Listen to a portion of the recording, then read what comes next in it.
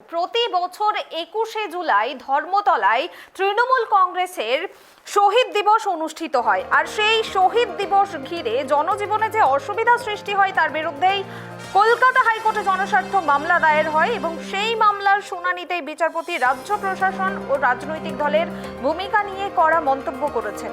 এ বিষয়ে আমরা বিস্তারিত জানবো। এই মুহূর্তে আমার সঙ্গে টেলিফোন লাইনে রয়েছেন আমাদের প্রতিনিধি রিমিক।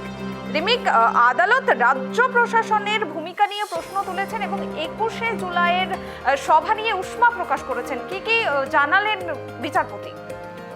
একদমই দেখো, প্রতি বছরই রাজ্য শাসক দল তৃণমূল কংগ্রেসের যে ২১শে জুলাইয়ের অনুষ্ঠান হয়, সেই অনুষ্ঠানকে ঘিরে এবছর একটি কলকাতা হাইকোর্টে মামলা দায়ের হয়েছে এবং একটি জনস্বার্থ মামলা। সেখানে যেটা বলা হয়েছে যে এইরকম কর্মব্যস্ত দিনে সকালবেলা এরকম একটা রাস্তা দখল করে যদি সভা হয় তাদের ট্রাফিকের প্রচুর সমস্যা হয়, সেই অভিযোগ করে এই মামলা দায়ের হয় বিচারপতি তীর্থঙ্কর ঘোষের এজলাসে।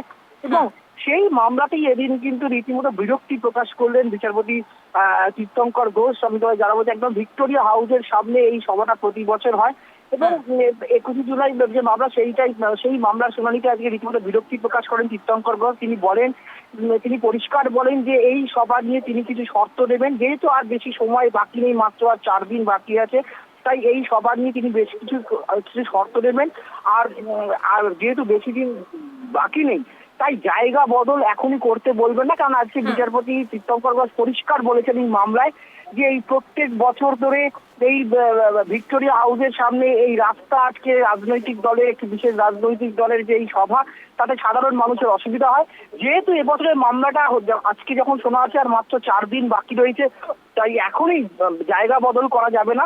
কিন্তু আগামী বছর থেকে এই ২১শে জুলাইয়ের অনুষ্ঠান বা এই ধরনের বড় কোনো সভা সমিতি, সেগুলো কিন্তু ব্রিগেড প্যারেড গ্রাউন্ড বা শহীদ মিনারের ওখানে বা উন্মুক্ত ফাঁকা জায়গায় করার কিন্তু ভাবনা চিন্তা করার কিন্তু কথা আজকে বলেছেন বিচারপতি তীর্থঙ্কর ঘোষ। আবারও বলছি, আমি যেহেতু আর মাত্র ৩ দিন বা ৪ দিন বাকি রয়েছে, সেই কারণে আর জায়গা বদল করার কথা আজকে হাইকোর্ট বলেনি।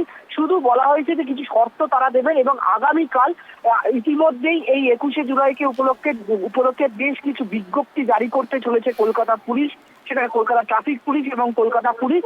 যে সমস্ত বিজ্ঞপ্তি কলকাতা পুলিশ এবং কলকাতা ট্রাফিক পুলিশ জারি করবে, সেই সমস্ত বিজ্ঞপ্তিগুলোকে আগামীকাল আদালতে রাজ্যকে জমা দেওয়ার নির্দেশ দেওয়া হয়েছে। সেই নির্দেশ দিয়েছেন বিচারপতি তীর্থঙ্কর ঘোষ। এবং যেটা আরো বলা হয়েছে এবং বিচারপতি যেটা বলেছেন আজকে বিরক্তি প্রকাশ করে, যে সব রাজনৈতিক দলেরই আবেগ আছে, কিন্তু কতদিন ধরে মানুষ সহ্য করবে, এই কতদিন ধরে আর সহ্য করতে হবে। এবং তিনি আরো যেটা বলেন যে রাস্তার ১/৩ রাজনৈতিক দলেরা দখল করে নিয়েছে এবং সকাল ১১টার পর কলকাতায় এসব করতে বলুন। একদম পরিষ্কার রাজ্যের উদ্দেশ্যে এই মন্তব্য করেন, বিরক্তি প্রকাশ করে বিচারপতি তীর্থঙ্কর ঘোষ। এবং আগামীকাল শুক্রবার এই যে কথা তোমায় বললাম যে পুলিশের যে বিজ্ঞপ্তি পুলিশ যেগুলো জারি করেছে, আগামীকাল সেই সমস্ত বিজ্ঞপ্তি আদালতে বা রাজ্যকে জমা দেওয়ার নির্দেশ দিয়েছেন বিচারপতি ঘোষ। এবং এই রাজ্য এই মামলার করেছেন এবং রাজ্য আজকেও এই মামলার গ্রহণযোগ্যতা নিয়ে প্রশ্ন তুলেছেন। এবং রাজ্যের আইনজীবী বিশ্বরূপ ভট্টাচার্য এবং অ্যাডভোকেট জেনারেল কিশোর দত্ত যেটা আজকে আদালতে বলেন যে এটা উদ্দেশ্য প্রণোদিত মামলা, রাজনৈতিক প্রভাবযুক্ত মামলা, কেউ এই সভা বাতিলের কথা বলেনি। এবং অ্যাডভোকেট জেনারেল যেটা বলেন যে এই ধরনের মামলার গ্রহণযোগ্যতা আদৌ আছে কিনা, তখন বিচারপতি তীর্থঙ্কর ঘোষ পরিষ্কার বলেন এই যে প্রতি বছর ২১শে জুলাইয়ের এই অনুষ্ঠানের জন্য ট্রাফিক একটা অন্যতম বড় কারণ এবং মামলাকারীরাও সেটা দেখিয়েছেন যে বিগত কয়েক বছরে কি করে এই ২১শে জুলাইয়ের সবার জন্য ট্রাফিকের পরিস্থিতি বদল হয়েছে। এবং তারপরেই বিচারপতি যেটা বলেন যে কলকাতা পুলিশ এবং কলকাতা ট্রাফিক পুলিশ এই ২১শে জুলাইয়ের অনুষ্ঠানকে ঘিরে যে সমস্ত বিজ্ঞপ্তি জারি করেছে বা করতে চলেছে, সেই সমস্ত বিজ্ঞপ্তি নিয়ে আগামীকাল রাজ্যকে আদালতে আসতে হবে। সেইগুলো বিবেচনা করে আদালত কিছু শর্ত দেবে এবং সেই শর্ত মেনেই ২১শে জুলাইয়ের অনুষ্ঠান করতে হবে। কিন্তু সব থেকে বড় কথা যেটা আজকে পর্যবেক্ষণে বিচারপতি বলেছেন যে প্রতি বছর এইভাবে ২১শে জুলাইয়ের নাম করে রাস্তা আটকে, কলকাতার রাজপথ আটকে এই সভা করলে সাধারণ মানুষের যে হয়রানি, সেটা আর করা যাবে না। আগামী বছর থেকে এই 21শে জুলাইয়ের সভাস্থল বদল করতে হবে, বদল করার চিন্তা ভাবনা করতে হবে।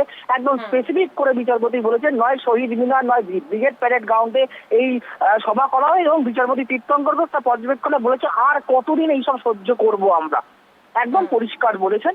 এবং আগামীকাল কলকাতা হাইকোর্ট এই 21শে জুলাইয়ের সভা নিয়ে কি সত্য দেন সেটাই এখন দেখার। পুনমি, ধন্যবাদ রিমিক। যে খবরের দিকে আমাদের নজর রয়েছে, শহীদ দিবস উপলক্ষে তৃণমূল কংগ্রেসের 21শে জুলাইয়ের সভা প্রতি বছর ধর্মতলায় আয়োজিত হয় এবং এই সভাকে ঘিরে জনজীবনে যে চরম অসুবিধার সৃষ্টি হয় তার বিরুদ্ধে কলকাতা হাইকোর্টে জনস্বার্থ মামলা দায়ের হয় এবং সেই মামলার শুনানিতে বিচারপতি তীর্থঙ্কর ঘোষ রাজ্য প্রশাসন ও রাজনৈতিক দলের ভূমিকা নিয়ে কিন্তু কড়া মন্তব্য করেছেন এবং উষ্মা প্রকাশ করেছেন।